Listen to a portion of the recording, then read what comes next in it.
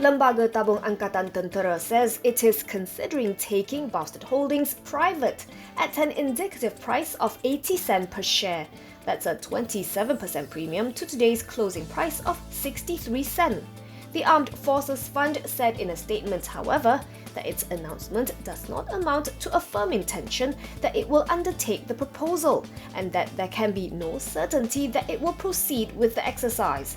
Yesterday, Bloomberg, quoting unnamed sources, reported that LTAT, which holds a 59% stake in Boustead, was considering taking the debt-laden conglomerate private.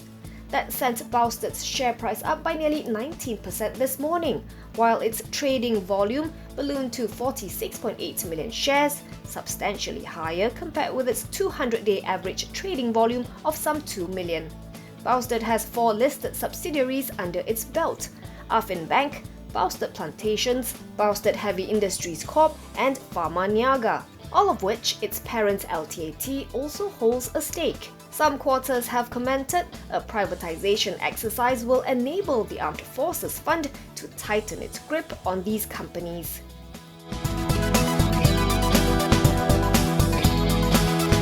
FGV Holdings' net loss widened to 142.4 million ringgit in the first quarter of FY20 from 3.37 million ringgit in the previous year on the back of lower fresh fruit bunch production and narrower margins in its palm oil and sugar businesses.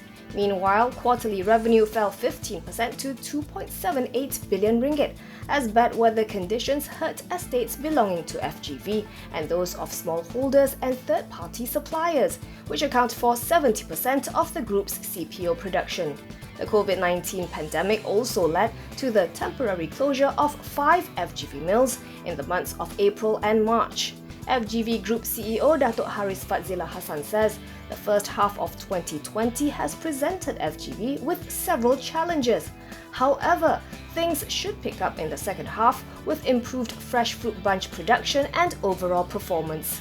Haris says that with the India trade restored and the easing of Malaysia's movement control order, sales are expected to improve in tandem with production as the impact of drought and fertilizer adjustments in 2019 wane in the second half of this year.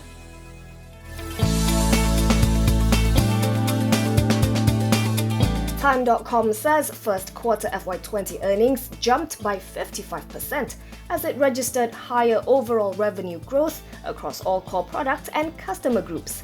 Net profit stood at 97.96 million ringgit, while top line rose 12% to 293.45 million ringgit. Time explains the higher earnings were also due to a net forex gain of 27.1 million ringgit, compared with a 10.9 million ringgit net forex loss previously. CEO Afzal Abdul Rahim says the rest of 2020 will be challenging, not just for the industry but for the global economy at large. For the time being, it is too early to determine the impact of the pandemic and the ensuing movement restrictions on the group. However, he believes the telco's robust operational framework and solid balance sheet should help it weather the rest of 2020 as it adapts to the challenges posed by COVID-19.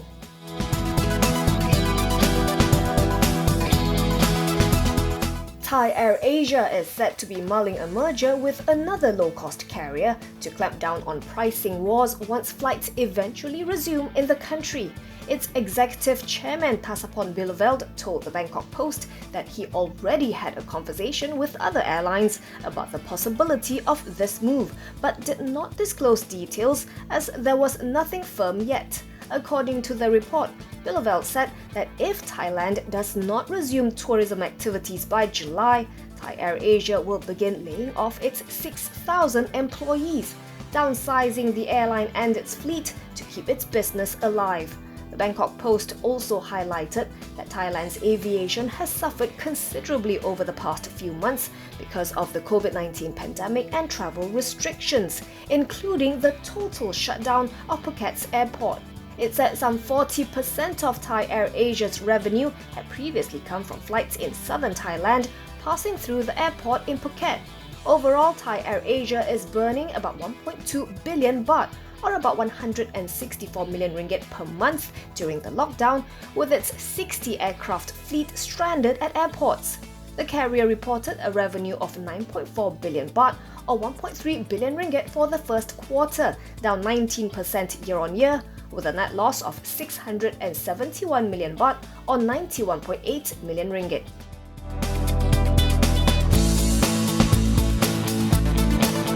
The Malaysian Trades Union Congress says it is strongly opposed to Putrajaya's move to grant employers 3 more months to comply with new laws to improve the living conditions of migrant workers.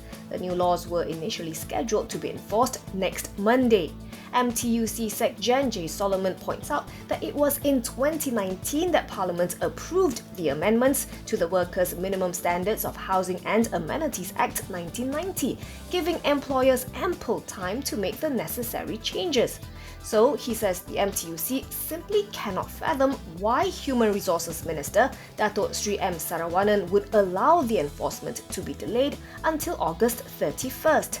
This is especially when many COVID-19 cases currently reported involve migrant workers, not just those at immigration detention centres, but also those living in cramped, squalid conditions at construction sites. Solomon adds that it is totally irresponsible for the minister to expect Malaysians to continue living with the risk of foreign workers' dormitories becoming new clusters of COVID-19.